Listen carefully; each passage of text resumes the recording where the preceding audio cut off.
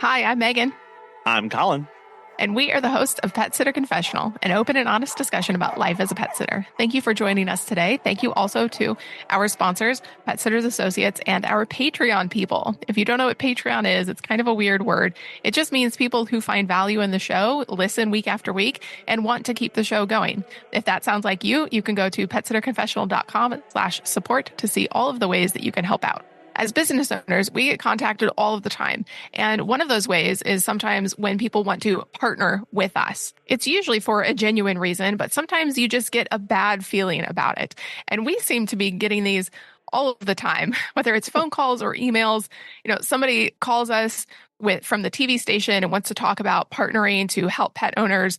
We always know to ask, well, how much does that cost? Because usually it's when people say partner, they don't really mean, oh, it's a tit for tat kind of thing. It's usually you pay money for them to advertise you. Exactly. It's a marketer. It's an advertiser with a station, with a magazine, with some other business trying to get you to spend money to promote your business. And we can sometimes feel desperate for exposure. And the word partner sounds really soft. It sounds really nice. It sounds attractive to us. Yes, I would like to partner with you. And that is really where we have to take a step back and make sure that we assess everything that comes across our plate with open and honest eyes, that we don't get too far ahead of ourselves and get into situations that we're going to regret later. And I guess that's really a marketer's term that they've come up with in the past few years, because when people do say partner, our minds go, oh, I'm going to do something for you, and in turn, you're going to do something for me. And if it's a TV station, well, they are doing something for you in that you are getting exposure to thousands of people when they put on your program. But ultimately, it's an advertising opportunity because you are having to pay for that. When we think of partnership, we usually think of free. I do something for you for free and you do something for me for free. But that's not usually what marketers are saying when they use the word partner. So we want to talk today about how do we identify these? What are some commonalities between these kind of requests? How can we understand what it means for us? And if we want to move forward with something, how do we actually conduct ourselves during that kind of businessy meeting? Because that's not something that a lot of us do on a regular basis. So how do we come prepared for that? So when we look at identifying red flags for when somebody comes in and they say, I want to partner with you, pay attention to how they initially contact you. Things like vague language, over-the-top praise for your business, or even an urgency to set up the meeting quickly. Phrases like, we'd love to explore opportunities with you and what that would look like to move forward. This happens a lot when we get contacted by especially people with magazines or the newspaper going, hi, we'd love to explore opportunities for what it would look like to gain more exposure for your business as we partner together. It's very marketing language. And then the excessive compliments towards your brand, about your business. It's, oh man, I was on your website and I just couldn't believe how amazing it was. I really felt connected with it and that your messaging is really strong. I'd love to help you promote that more and explore the opportunities for what that would look like for your business to help pet parents. It's like, it really comes across as, you're not actually saying anything, and you feel when they are trying to puff you up to make you feel good about something, because ultimately what they are trying to do, they're trying to position your mindset to be ready to say yes. If they can make you feel good, if they can make you feel understood and seen, you are more likely to say yes. And that especially happens with pressure to meet quickly without providing any real details of, hey, I'd love to get this on your desk today so we can talk about this and see what that looks like, move forward, possibly by the end of today, if that's possible. Anytime somebody is trying to pressure you with a set deadline that you didn't ask for, that there's no details for, no rhyme or reason for why that needs to be, that is a major red flag to you, that this person is just trying to get you to say yes to something before you have a chance to really think about it. Well, you talked about that timeline, but it is true in that they are asking something of you. You don't owe them anything, even a response to their email or a response right on the phone if you pick up the phone and it's a marketer. Just because they're asking something of you does not mean that you need to oblige. You can say, this is not a good time, not right now, or you can just ignore the email and delete it. We have talked previously about whether something is a scam or not when someone contacts you. So if you want to refer back to that, it's episode 231. But it is important when somebody reaches out to do your research. Look up the company, look up the person. Are they legitimate? Are they who they say they are? Because a lot of times people will try to make themselves sound loftier than they really are. Check the reviews of the company or the business.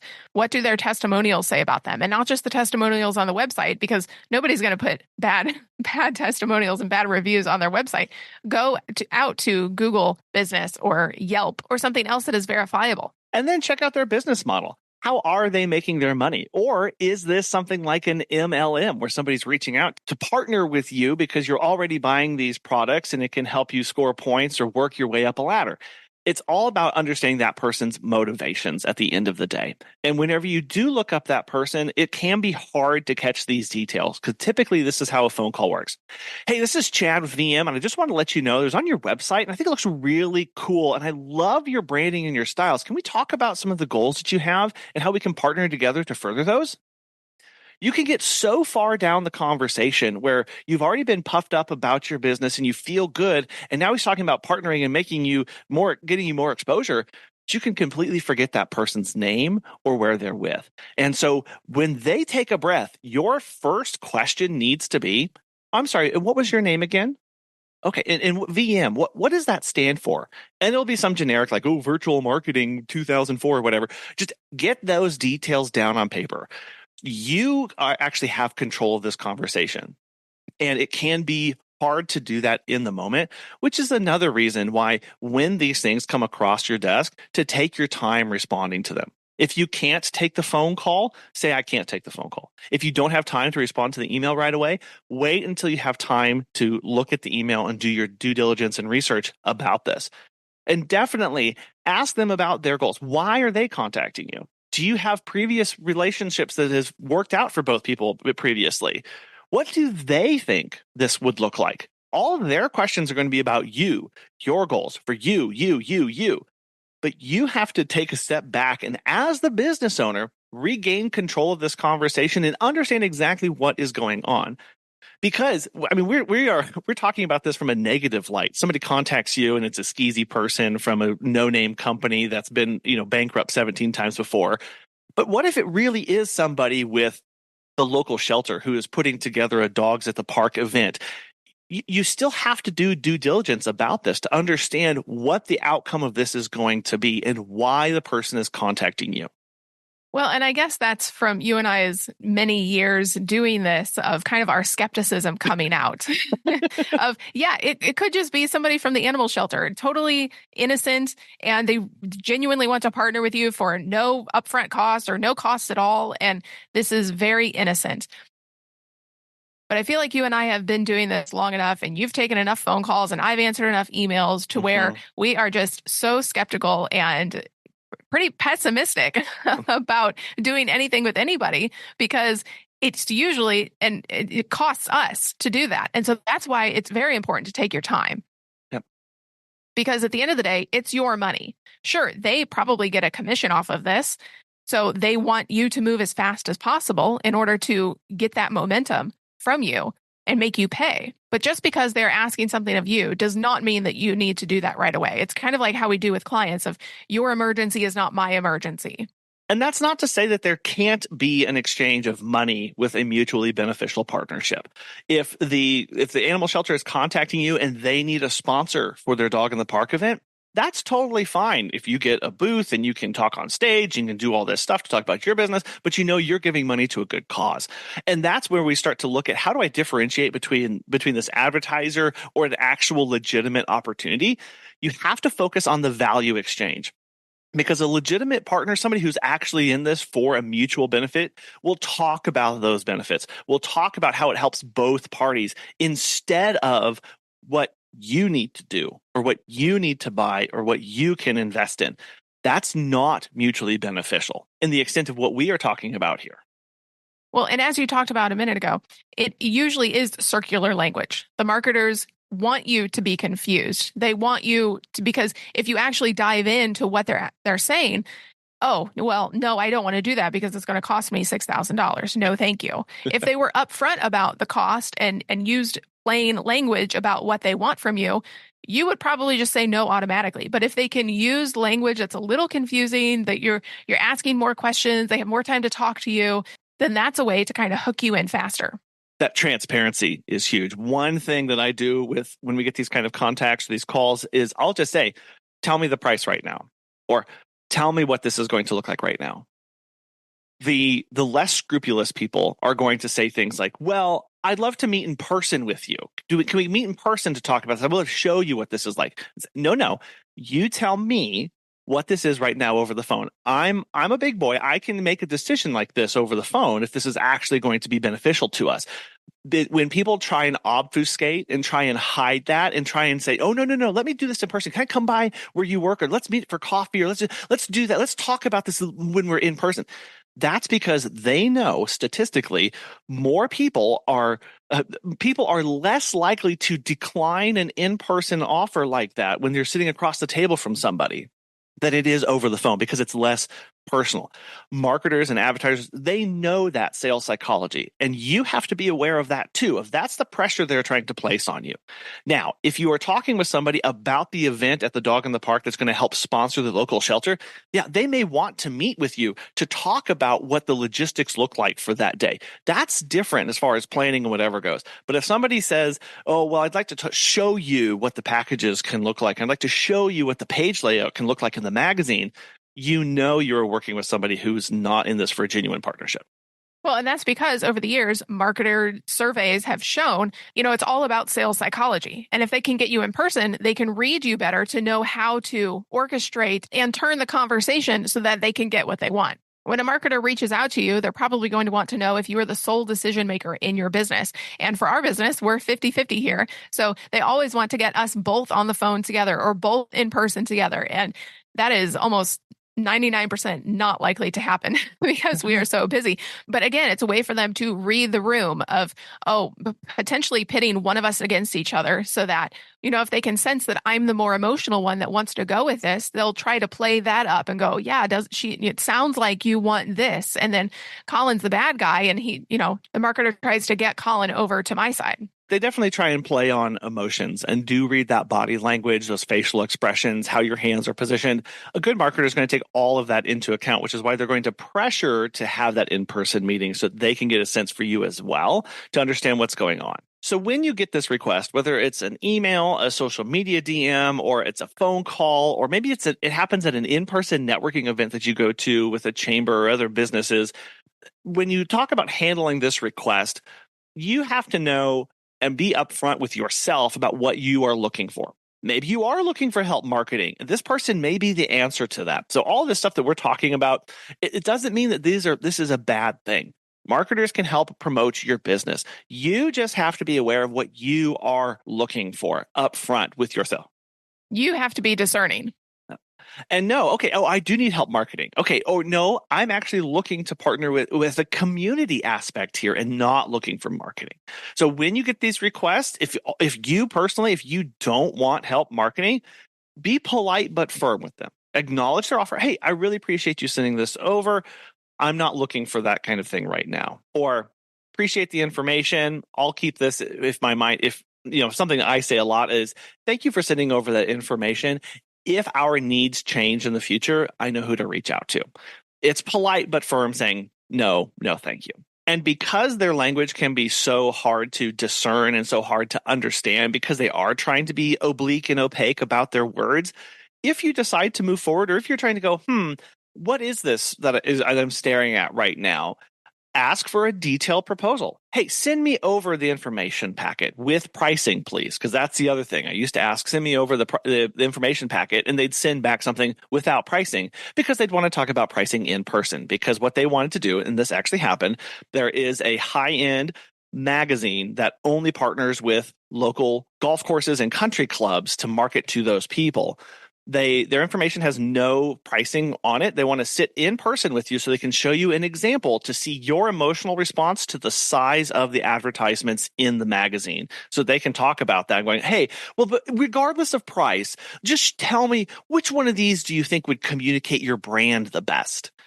Well, that's not how I think. I want to know what's each price, and I'm going to make a decision based off of that. I am a price conscientious business purchaser in these respects. So asking for detailed information so that you can get that information from them. And again, say if you're on the phone, don't make a decision over the phone. Ask for those details to be sent by a follow-up email. Say, hey, you already have my phone number. Why don't you just send me over those details to my email? And that way I can review those at a later time. Now is not good, because you never want to agree to do anything on the phone without more details. Even if they outline all of the information for you, get it in writing. Have them send an email to follow up. And that way also you can get them off of the phone and into an email where you can better manage that when you are good and ready to do that. Something that actually helps your business is Pet Sitters Associates. As pet care professionals, your clients trust you to care for their furry family members, and that's why Pet Sitters Associates is here to help. For over 20 years, they've provided thousands of members with quality pet care insurance. Because you work in the pet care industry, you can take your career to the next level with flexible coverage options, client connections, and complete freedom in running your business. Learn why Pet Sitters Associates is the perfect fit for you and get a free quote at petsitllc.com. You can get a discount when you join by clicking membership Pet Sitter Confessional and use the discount code Confessional when you go to checkout. Check out the benefits of membership and insurance once again at petsitllc.com. If you are interested in pursuing something and somebody is contacting you, make sure to set those boundaries. Clearly state what you are interested in and what you are not interested in. But at the end of the day, you don't owe them anything. So if you just want to say, I'll look over this, or no, thank you, not a good time, or not respond to their email at all, that is okay. Because just because they ask doesn't require a response. And be honest with them about your timeline. That's one of the questions I always ask when somebody initially reaches out to me. How soon does a decision need to be made about this? And I'll tell them, no, that's not in my time frame for whenever I can get around to this. Thank you for your information. We'll hold on to it for next time. Or, hey, I can't get to this today. It's going to be several days before I can get back to you on this. And if they say, well, I really need to know because, this is going to print in a week and we got to go through this process and we got to do all these things. Say, well, I then appreciate the offer. I can't do that right now. We had that happen to us. We had a local newspaper reach out to us and it was high pressure. It was, hey, I've got an ad spot. Basically, he said, hey, I'm reaching out about marketing your business. We want to get your name more out there because I really appreciate what you guys are doing for the community. Here's what we can do. I need an answer within a couple of days. And we just said, we are not in a position to make a decision on that timeline. So thank you, but no thank you. And we just left it at that. Again, Megan said it earlier. Their emergency is not our emergency. Just because they're at the end of the month and it's their time to meet their sales quota doesn't mean you have to help them do that if you legitimately need more time to work through that to make sure it's a good decision for you and your business. Yeah, again, it's all about discernment here. Going with your gut, but yes, going online and doing your research. Is this person who they say they are? Do they have decision-making power? Because that's another thing, is maybe they're just a lowly salesman trying to, again, hit their quota. But do they actually have the power that you are looking for in a partnership? Can they move things around in the magazine willy-nilly? If you want a certain spot, can they guarantee that? And so ask them to clarify what they do and what their role is with whatever organization or company that they are calling you from is, so that you can get a judgment of, okay, what is this person capable of doing? Why? That will also help you understand why they're contacting you. Because if somebody contacts you from a local nonprofit and they say, hey, I'm the outreach coordinator for, Paws and Whiskers Rescue, and I'd love to talk to you about setting up a booth at our next event. Okay, well, that really gives you a lot of information and knowledge about this person and what their intentions are going to be. So getting that job title down from somebody can help you in this process as well. So let's say you've gone through all of this process, you've taken a phone call, a couple emails, you have some information in hand, and you've agreed to go to a meeting with this. This can be really intimidating, especially if we are meeting with somebody with decision-making power, with authority. It's the leader of an HOA, or it's somebody with a big apartment complex in your area, or maybe it is a bigwig at a marketing agency that wants to talk about what it would look like to advertise for your business. These are situations that we can feel very uncomfortable with, right? A lot of people get into dog walking and pet sitting to not spend time around other people and to not have to dress up in business attire and go to these kind of meetings and events. So it is outside of our comfort zone, which can unfortunately leave us feeling like we are less empowered than we actually are. Understand what you want from the partnership. line out specific things in your head or on paper that you want to see from them before you're able to make a decision moving forward. Also, know your budget. If this is a money exchange, know what you're willing to say yes to. Know what your numbers are. Because typically what they try to do is they try to start high because there is an initial shock that you're going to have, but that way they can kind of talk you down and say, oh, well, that may be out of your budget, but what about this one, this little bit lower priced one? They'll always have a multi-tiered system. So maybe you want to go into the meeting and say, what is the baseline here? What are we starting with? Instead of starting at the top, because that's what they typically do, go to the bottom. And they may ask what your budget is, but do your best to not reveal that to them because marketers ruin everything. They will try to use that to their advantage. If they know, oh, $600 is their absolute max. Okay, well, I have a package for $598 or I have a package for $630. It's just a little bit above your price range, but this would be amazing for you. And you can be honest with them and say, we've done this before. We had a magazine guy reach out to us wanting us to promote our business with some coupons and stuff and a local book. And we said, hey, he said, what's your budget on this? And I looked at him and I said, I have no idea what something like this should cost. I need you to go ahead and quote out 3 different things for me, high, medium, and low, and what that gets me. And then I can make a better decision on this. Have them give you that information for this. Because, I mean, we use this in our own business when people contact us about services and they want something like 24/7 live-in care. I have a price that I will quote to people. Okay, that's $500 a day. Oh, and you're leaving for 14 days? Okay, well, let's do the math together. That's a super, super high price to them that they're asking for. They ask for total live-in care. Here's the price associated with that.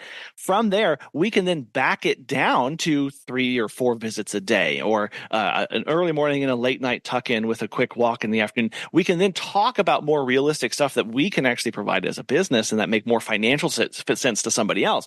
So if I know that we can do that, if that is a tactic that we use to say, no, that what you are asking for is not something that we want to provide, but if we do provide it, here's the price. But here's something way more reasonable. As Megan mentioned, marketers will do this. They'll start at the Lamborghini. They will start at the Porsche and they will work down to the base model Civic. And what they look for is they start to see where does your facial expression start to get a little bit more relief? Where does the pain start leaving your eyes and you stop sweating, right? Is it $15,000? Oh, they're not sweating anymore at $5. Okay, well, I know this again, why they want to get you in person so they can see your physiological reaction to those prices. I highly recommend not meeting at their office. Always meet in a coffee shop or in a restaurant, something that is very temporary. So you have a reason to leave at some point, right? You can't stay there all day. They have to leave. You have to leave. Meet in a neutral location and you should pick it. You pick that location so that it's easier for you. It's easier for your route planning and it's going to be a better fit for what you were looking for. Coffee shops are great because they're a little noisy. It's a little bit distracting. And again, they have a very temporary feel of people come to the coffee shop. You don't stay there all day. Very few people do. You can have a quick meeting and then you can leave. So it kind of sets up that expectation of I'm not being here all day. And no, I'm not going to eat lunch with you while we talk business because that's awkward for me. I don't really want to do that, but I can drink coffee with you. That's totally fine. So you find your comfort level and have a couple places where you can direct those to. And then dress like a pet sitter and dog walker. You're not going to go into this with a suit. You don't even own a suit, Colin. No, I don't. Yeah. So don't worry about it. Take the pressure off yourself. Dress like you normally dress, but do come with a list of questions prepared to gauge their intentions and their interest in really partnering with you. Have they done similar partnerships before? Can they share examples? What are their demographics and their stats? If it's a magazine, make sure that you really are targeting that specific area. If it's a radio station, do you service all of the radio waves that they go out to? If it's a golf course, are there people that live in your service area that frequent that golf course? There was a pet magazine that reached out to us, and we want to know specific demographics of people that pick up their magazine. It's a free magazine that they put in restaurants and coffee shops and grocery stores, but we wanted to know specifically, dollar for dollar, what are we actually getting here? Who is picking up this magazine? And the person that owns the magazine could not tell us those demographics. And I understand that for a multitude of reasons. But at the end of the day, we want to get our money's worth. We are the ones paying the money. She's just providing the free magazine to the community. But we need to be wise and diligent with the money that we have. And so I want to know exactly who is getting this magazine. And she couldn't tell us that. So we passed on the opportunity. Yeah, she gave more of those national numbers of, well, in general, this is what pet parents spend, and in general, this is their age. But it was all national figures. It was nothing local to our area. So it didn't make sense because we couldn't pinpoint that to our direct demographic and our direct client avatar as a possible solution. Could it have been? Sure, it could have been a good fit, but we wanted to go in with hard numbers and figures so that we could get some better results than what was being offered. And just as you are preparing questions, prepare your response as well. Be ready with a polite decline if it turns out to be an advertising pitch or something that you need to think about or talk to your business partner about or your husband or your wife or whatever it is. You have permission to give yourself time to make a decision, or you can just plainly say no, something that we don't like to tell clients often, but it is a complete sentence and you can tell this person no as well. So I want to walk through a couple different examples that we've gotten in the past. In one of our service areas, the local newspaper produces a pet calendar for the year for free for local businesses to distribute at their storefronts. And we were contacted by them for if we would want to pay to have our advertisement in this calendar that would be then distributed across the area in local businesses, again, at their storefronts. And this is one where, again, going, okay, this person has asked if I want to advertise in their business and partner with them to promote us and get this calendar out there. Okay, some questions that I have for them. A, what's your timeline? And they responded with, well, I need a response within 2 days so we can get this to print because we're coming up towards the end. I've got a couple ad spots left. Oh, okay. So you need 2 days for me to make a major financial decision for this. Understood. Let me ask about distribution. How many of these go out? Okay. How far do these go out? And he said, okay, well, this actually goes out within like 30 miles or whatever of the place. Okay, well, that's actually, okay, that's a knock against that because that's not a good fit for us. We don't service that far out. And then wanting to know what other businesses. Okay, so again, I'm asking him about similar partnerships. Okay, so tell me about other businesses that you have advertising in this calendar so that we, Megan and I, can make a decision if that's a fit for us, given the kind of people who are also advertising it in that or partnering with them in that, quote unquote, partnering. That will give you some idea too. When you ask that question, tell me about other partnerships you have with this. Tell me about other people you're working with on this thing. The kind of businesses that are advertising in that magazine or who are working with them on this project will tell you a lot about whether it will or will not be a good fit for you. Again, that's where this discernment comes in, because depending on your business and depending on the services you offer in your service area, probably 99% of the pitches that you get are not going to be a good fit for you. And for us, that's mostly because of the area that we serve. We service such a small area. It has a massive amount of people in it that we can service, but it is such a small area that, typically businesses, especially brick and mortar, they want everybody. They want everybody in a 50-mile radius to see their stuff, to come into their store, because the pet sitting and dog walking industry is really so niche. And we have such small service areas, a lot of the advertising opportunities are not going to be beneficial to you because they are not hyper local. They are not specific enough to the exact people that you want to target. Well, and their answers to some of these questions will tell you a lot about whether they understand your business at all. And that is huge because, again, when this person contacted us about the calendar, one of the benefits that they said is that we could get some calendars to put in our store. And I thought to myself, you have no idea what we do you? And so I had to explain to this person about what we do and why that's not a benefit to us. You know what will benefit your business. Don't be afraid to tell them when it's not. Same thing when the radio advertisers reach out to us and they want us to advertise. They go, they want to brag about their reach and the demographics and how far it out goes and go, okay, cool. I serve as a 6-mile radius around this. And all of a sudden there'll be radio silence as they try and go, say, thank you for your time. Not a good fit. One of the trickier marketing quote unquote partnerships that we found out about was Actually, a local radio station put on a brand camp or a brand advertising workshop one day. And we were invited to it. I had some time, and I kind of like going to these things every now and then just to see what it's like and get some of that experience. Breakfast was provided and everything. And they brought in a speaker from Texas to come in and talk about what it meant to have a strong brand, how to advertise and market. And it wasn't a bad presentation. It was actually some good information in there. But here's the thing. At the very end, they started pitching, oh, and if you want to do a one-on-one consultation with us to talk about putting your marketing campaign together, let us know. That's also free. That's also free. We're going to talk about what that looks like. And they kind of pitched that throughout the day of, oh, we only have 5 spots. Oh, we only have 2 spots. Oh, we have 1 spot. And then towards the end, they started throwing in some confusion of, well, we had one cancel, so we had one open up. And again, all along in the background, they knew exactly how many spots they were. Nobody was canceling. Nothing was booking. They were just taking people for these things. It was a total sham. And they reached out to us and went, hey, do you want one? Well, I had some time on my hands. So I said, well, sure. Let's see what this is like. I've attended this free workshop. I've had their biscuits and gravy. I'm ready for, I'm feeling zesty. Let's go. And what it was is they brought you one-on-one to sit down. Again, remember who put on this event? The radio station. Who does what? Marketing and advertising. What are they trying to get?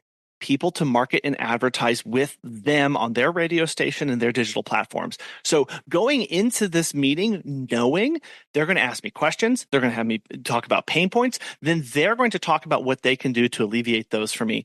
That kind of mindset helped me understand, oh, okay, when they're asking these questions, their goal is for me to spend 10 grand with them on their top end marketing package. Well, and I think earlier when I talked about being skeptical, I think that's where this comes from, is our experience in this, in that a lot of people just want you to give them your money. And so when it really is about mindset of, if you go in with the skeptical mind, you are less likely to be taken advantage of, because over time, when you experience more and more of these things, because marketers always market, they never go away. When you experience more of these things over time, you're going to see the commonalities and the threads that are linked through everybody and the marketer language. And you can start to see, oh, this person has used some of this language, and I've experienced this before because of this other person that contacted me. And so when we do these things now, when you went to that marketing thing, our guard was up, because we knew that eventually we were going to be sold to. It was a great presentation. You got some things out of it that we could use in our business. But at the end of the day, we knew that we were going to be sold to. So it is about having your guard up, because you don't want to be taken advantage of, and you don't want to just throw your hard-earned money that your business is making and you are making away. Asking that question, am I being sold to? To what end? Why is this person calling me at 1 p.m. on a Tuesday? Ask yourself that every time you get those questions, those calls from you. Why is this person calling me? Do they really think that my brand is so amazing and they loved my website and they thought my most recent social media post was just the bomb diggity? Do they really think that? Or is there something else going on here? That way, what you need to do is take control over that and listen to people. Again, we're not saying that everybody who calls you is looking to pull one over on you or try and do that, but you have to be discerning in this. Listen for the scripts. Listen for the transparency. Listen to when you ask a question, do they actually answer it, or do they redirect you back to a point that they are trying to make? They're not actually a lot of people will not actually have a conversation with you. They have talking points that they must get to because that's part of their script. Listen to people, but go in knowing what your boundaries are, what you are and are not willing to agree to, because just as an example, good marketers will steer you to other options. Again, the price point starting at the 10 grand an option per year and working the way down, so that when they hear the $1,000 for the year and you kind of go, they're going to lean into that. But if you really aren't interested in this and it's really not a good fit, because you could pay for it, it could be in your budget, but you have other things of, it's not my demographic, it's not my target area, it's not actually a good fit brand wise, and I don't like these other people that are there, just say no. You have control and power over this to make that good decision. And that should give you a lot of freedom to both A, take these kind of phone calls because they may be a legitimately good option one day, but also B, to say no and walk away from them without feeling guilty.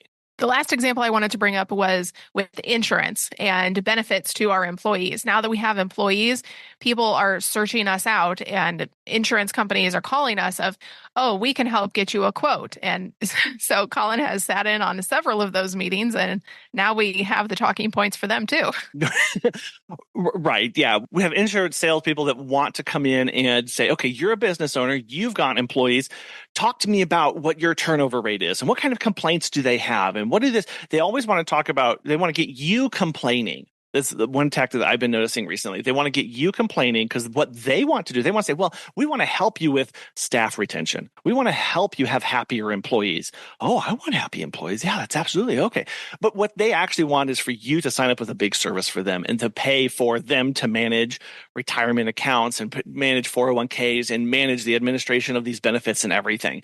And so when I go into these meetings, again, I sound like I'm a glutton for punishment here, but I do enjoy sitting through these and looking for those tactics and getting that experience of what people are trying, what this actually is. And again, I also go in with an open mind of one of these may be beneficial one day. One of these may actually be good for us, depending on our stage in business. But they always want to start with, well, tell us what you're currently doing with your business. Then they want to hear your pain points and get you complaining again. And then they want to start talking about how statistically, nationally, this is what labor surveys are talking about and the benefits that people are looking for and retention rates for people who implement these. And then they'll move into their packages and what they can do for you. And yes, they do start out high. Everybody starts off with the full service, everything all in 100% package that it will cost you immense amount of money every single month. And they will whittle that down. They'll start taking certain things off. They'll start reducing the amount of in a package, or they'll reduce this. And there's all the way down to every single insurance agent who's ever contacted us will always end with, well, it sounds like I can't help you directly with your business today. However, I do offer individual financial coaching to help make sure that people are put in a good position with their own home life. So if you would recommend me to your employees so that they can be better at financial footing, I would really appreciate that. And I know your employees would too. So it goes all the way down from this big $6,000 a year package to, well, just refer me to your employees. See that arc of that high down to it costs you nothing, just refer out. And then we end the conversation, say, I appreciate that. Thank you very much. But it's all about understanding, why is this person contacting me? And not being so puffed up to go, oh, well, I'm really special because this person thinks my brand is really cool and they really love what I'm doing and they saw my employee post, because that's what happens. We post about our employees on social media. We get these phone calls. They are scraping this data and looking for it. And you have to be aware of that. So again, we're not trying to say that marketers are always bad. They're demons. They're out to get us and steal our money. But we do need to go into these meetings or these phone calls or just life in general when we're meeting people in a coffee shop or just passing people on the street, going with our eyes wide open of going, it is my money. I get to choose how I spend it, and be very discerning and doing your research on who you are actually talking to, because it is very easy to be taken advantage of. And that's what we are trying to prevent. If you've had these kind of conversations with people who want to partner with you and you've got tips on how to handle that and deal with it, you can email us at petsitterconfessional@gmail.com. Thank you for taking your time and listening to this today. Thank you also to Pet Sitters Associates for sponsoring today's episode. And we will talk with you next time. Bye.